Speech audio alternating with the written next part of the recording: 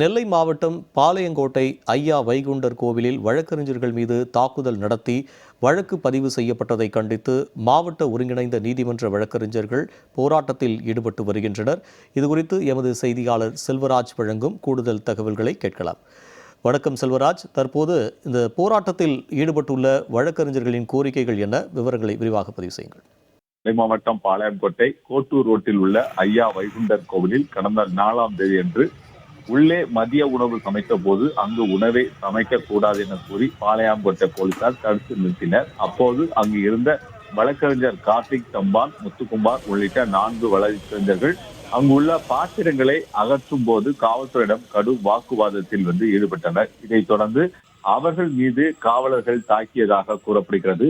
மேலும் பாளையங்கோட்டை காவல் நிலையத்தில் வழக்கறிஞர் மீது வழக்கு பதிவு செய்யப்பட்டுள்ளதாகவும் கூறப்படுகிறது. இந்த சம்பவத்தை கண்டித்து நெல்லை மாவட்ட ஒருங்கிணைந்த நீதிமன்றத்தில் வழக்கறிஞர்கள் இன்று நீதிமன்ற புறக்கணிப்பில் ஈடுபட்டுள்ளார்கள்.